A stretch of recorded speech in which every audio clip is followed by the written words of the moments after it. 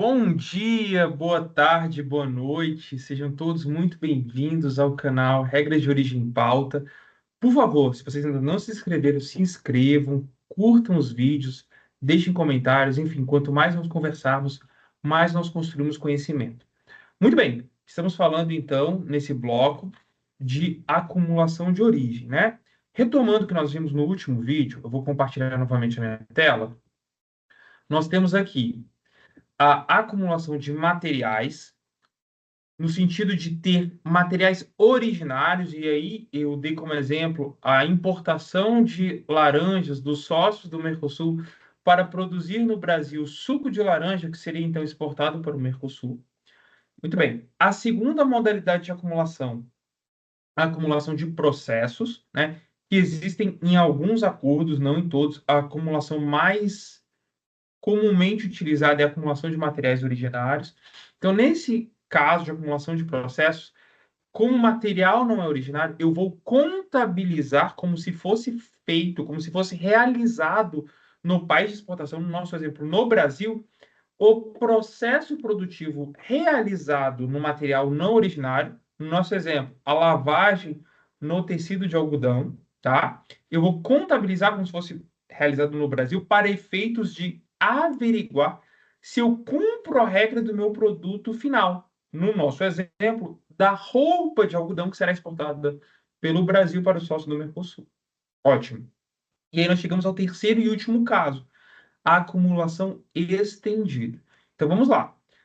Ficou claro que se a laranja for Argentina, Paraguai, Uruguai, eu posso utilizar no meu processo produtivo de suco de laranja. Primeira modalidade, a mais comumente utilizada.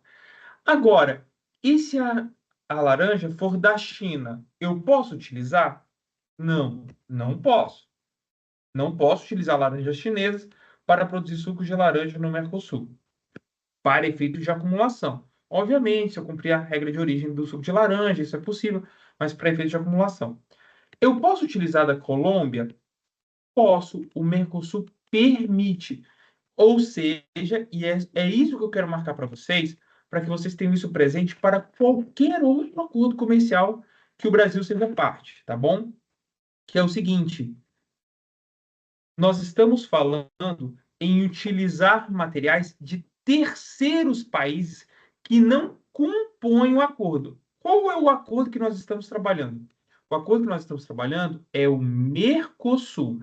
A Colômbia, eu vou escrever por extenso.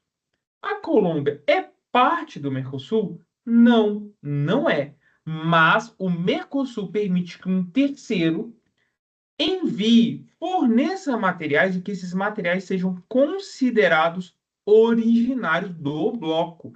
Então, eu posso trazer as laranjas da Colômbia e produzir o suco de laranja no Brasil e exportar esse suco como totalmente brasileiro. Essas laranjas, elas passarão a ser consideradas brasileiras se forem da Colômbia. Vamos ver isso no texto? Vamos lá. A acumulação de origem com terceiros países, tá?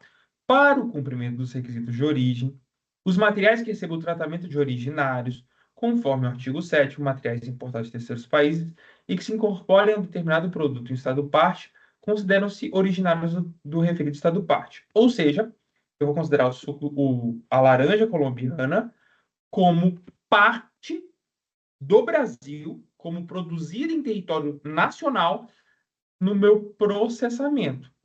Thales, ali está a disciplina, mas não há referência à Colômbia. Já vamos chegar lá. Antes disso, eu quero deixar bem claro que eu posso considerar todos os insumos colombianos, autopeças, açúcar, trigo, café, partes de máquinas, como produzidas no Brasil, para efeitos das minhas vendas para ou sob o Mercosul. Aqui há um importante destaque. Essa acumulação estendida, ela vai seguir regras próprias, tá? E essas regras, no caso do Mercosul, estão disciplinadas no próprio acordo. É o que nós vamos ler em seguida. Então, seguimos.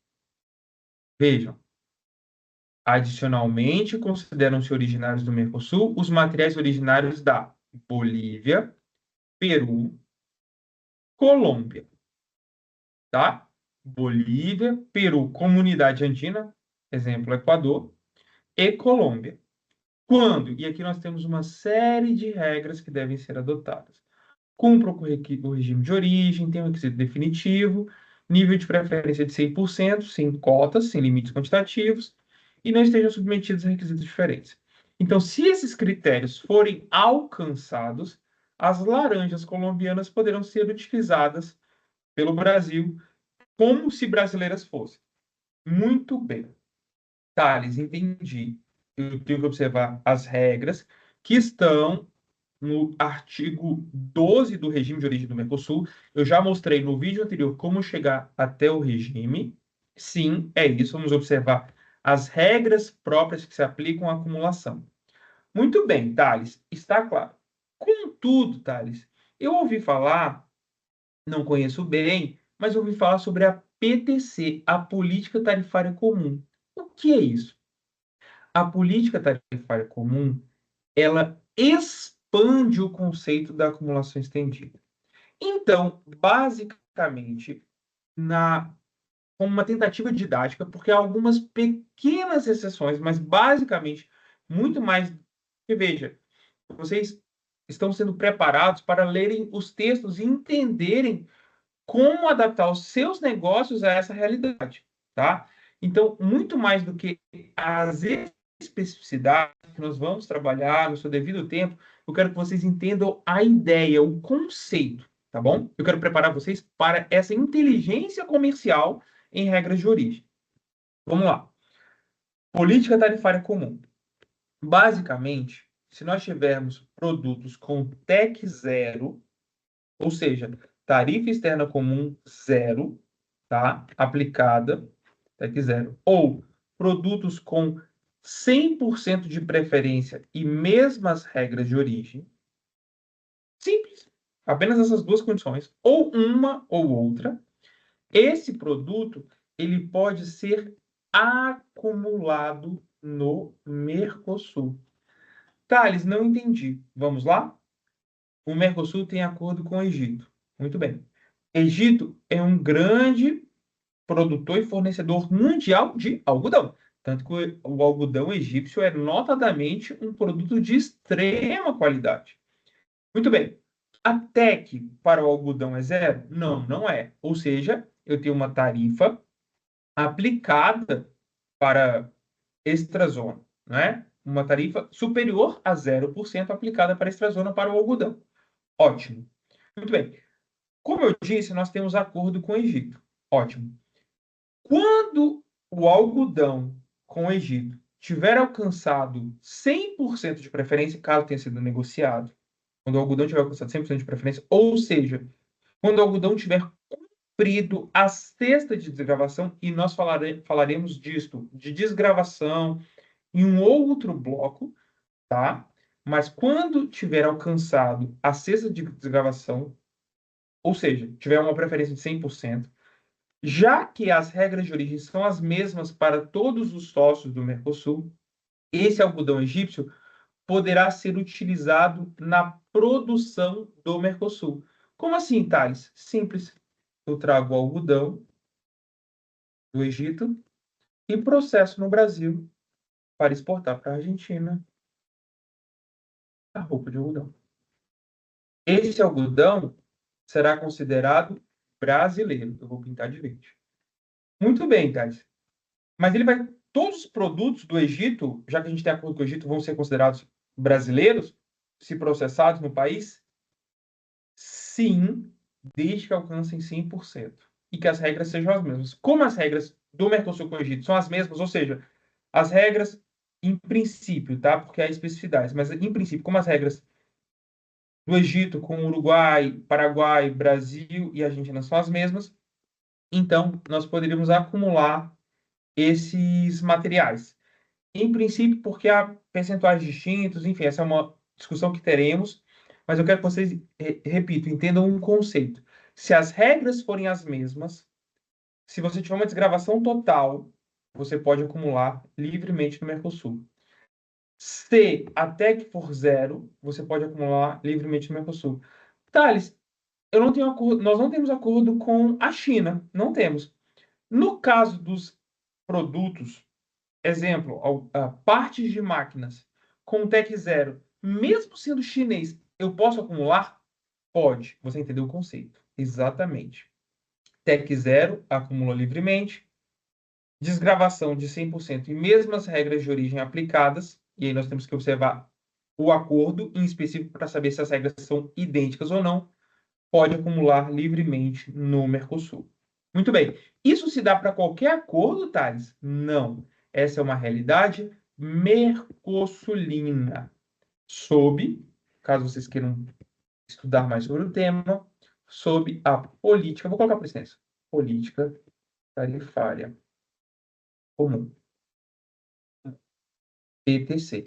Entendi, Thales. Então, há essa opção, são basicamente duas regras, TEC 0 100, ou 100% de preferência, mesmas regras de origem, e eu também tenho a opção da acumulação estendida, que está lá no artigo 13 do artigo 13? Não, artigo 12. Artigo 12 do regime de origem do Mercosul. E aqui eu tenho regras próprias. Muito bem. Mas e EFTA, Thales? Eu estou te ouvindo até agora esperando por EFTA. Muito bem. Essas regras que nós temos sobre cumprir o regime de origem, ter o mesmo requisito de origem para todos os membros do Mercosul, né, o item D, tem um requisito definitivo, margem de preferência 100%. Essas regras não se aplicam na sua totalidade na relação com EFTA, tá? Para a comunhão com a União Europeia. Então, primeiro ponto, distinção. Aqui nós estamos falando de Colômbia, Bolívia, Comunidade Andina, né? E Peru. No caso de EFTA, União Europeia especificamente. Então, os insumos europeus vão poder ser utilizados em EFTA como se fosse, por exemplo, suíços. Importante, primeiro ponto que eu trago aqui. Os insumos europeus também vão poder ser usados no Brasil como se fossem brasileiros. Por exemplo, eu trago partes de máquinas para exportar as máquinas para a União Europeia. Para exportar as máquinas para a EFTA, por exemplo, para a Suíça, Noruega. Muito bem. Então, também posso. Recíproco, ambos os lados. Ótimo. Primeiro ponto, portanto, eu tenho que obedecer a regra de origem do acordo entre União Europeia e Mercosul ou EFTA. Então, vejam, eu cumpro origem, exemplo, para que vocês tenham presente.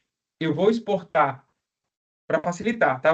Vou trazer um exemplo simples para facilitar. Eu vou exportar leite da União Europeia para a Suíça e vou produzir o chocolate na Suíça e exportar para o Brasil.